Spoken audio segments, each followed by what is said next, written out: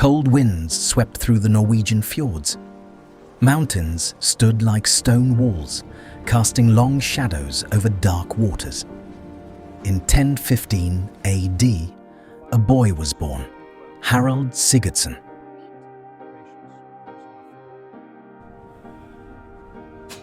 No one knew that this child would one day march across the known world, from the frozen north to Byzantium, from Jerusalem to England, and that his death would mark the end of an era. Harald was the half-brother of King Olaf II of Norway, later known as Olaf the Saint. From childhood, battle was not a game to him. It was destiny. He possessed immense physical strength, sharp military instinct, and above all, an insatiable hunger for glory.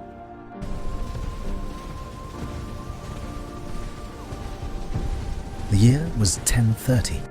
Harald was only 15 years old when he marched beside his brother into the decisive battle of Stiklestad. The ground was wet, the air was heavy, shields shattered, men screamed. King Olaf was defeated and killed. Harald was wounded, soaked in blood, and dragged from the battlefield. That day, he lost more than a brother. He lost his kingdom, and something else was born inside him, a fire that would never go out.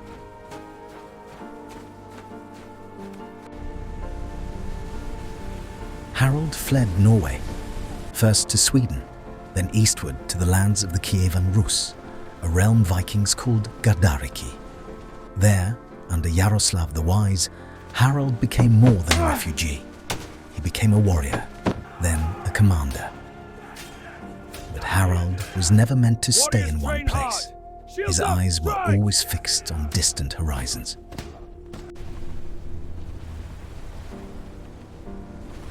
Harald travelled south to Miklagard, Constantinople, the heart of the Byzantine Empire. He joined the Varangian Guard, the elite personal warriors of the emperor. Here, Harald transformed from a Viking raider into a global warlord. He fought Arabs in Sicily, rebels in Asia Minor, internal enemies of the empire itself. The sagas say, no Varangian earned more gold than Harald, and no man spilled more blood.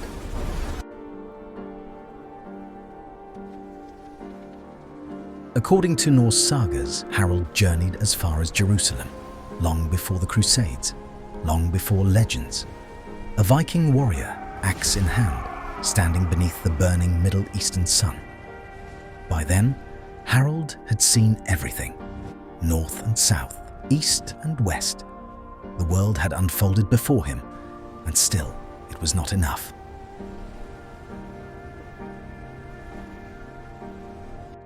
Harald grew too powerful, too famous, too dangerous. The Byzantine court turned against him. Whether through jealousy or fear, he was accused, imprisoned, and betrayed. But Harald Hardrada was not a man made for chains. He escaped, by ship, with gold, with rage, and he sailed back north to the land he had lost.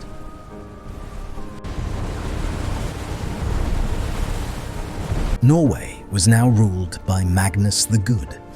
Harald returned not as an exile, but as a man forged by the world. War was avoided, intelligence matched strength. Harald and Magnus ruled jointly for a time, but fate is never patient. Magnus died, and the crown fell where it truly belonged.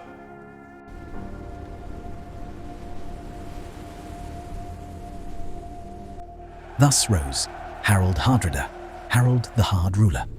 He crushed rebellious nobles, destroyed internal resistance, centralized Norway through fear and force. The age of free Viking chieftains ended. The age of the warrior king began.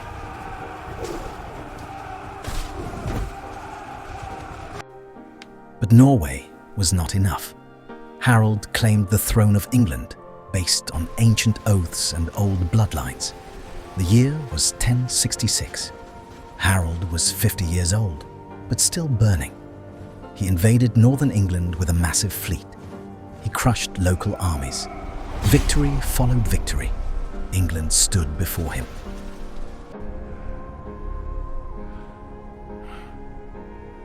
September 25th, 1066. Harold's army rested, many without armor. The sun was warm. They believed the war was over.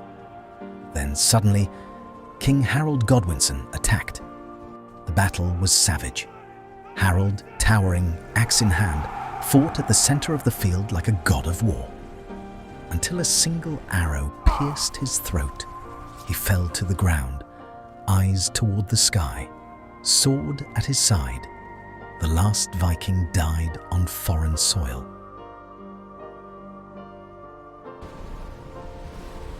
Weeks later, William of Normandy invaded from the south. England fell. The Vikings faded into history. A new age began. Historians would later say, the death of Harald Hardrada marked the end of the Viking Age.